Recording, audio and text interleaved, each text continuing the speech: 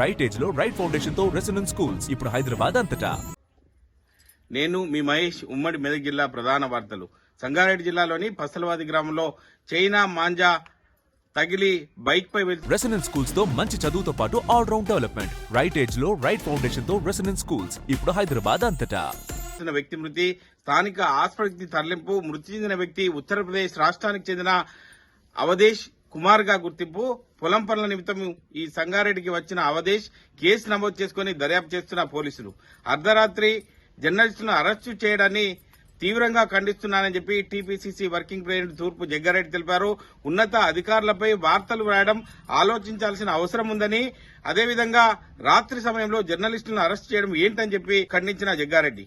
సిద్దిపేట జిల్లా కొండపాక మండలం మాత్పల్లి గ్రామంలో పులి సంచరించడంతో భయాందోళనలో గ్రామస్తులు, స్థానికులు.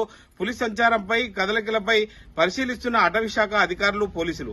సిద్దిపేట జిల్లా గజ్వేల్ మున్సిపల్ కార్యాలయం ఎదుట ధర్నా కార్యక్రమాన్ని చేపట్టిన బీజేపీ కార్యకర్తలు. ఇటీవల విడుదల చేసిన ఓటర్ జాబితాను సవరించాలని డిమాండ్ చేస్తూ ఆందోళన చేపట్టిన బీజేపీ కార్యకర్తలు.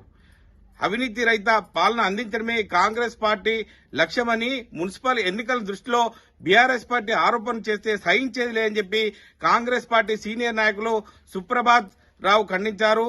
ఆధారాలుంటే అధికారులకు ఫిర్యాదు చేయాలి తప్ప కాంగ్రెస్ ప్రభుత్వంపై ఇష్టారీతిగా మాట్లాడితే ఊరుకునేలేదని చెప్పి హెచ్చరించారు. ఇది తాజా పరిస్థితి. మా అబ్బాయి 6th వచ్చాడు, స్కూల్ మార్చాలండి. కంగారు పడకండి. రెసిడెన్స్ స్కూల్స్ తో మంచి చదువుతో పాటు all round development. Right age లో రైట్ ఫౌండేషన్ తో రెసిడెన్స్ స్కూల్స్ ఇప్పుడు హైదరాబాద్ అంతటా.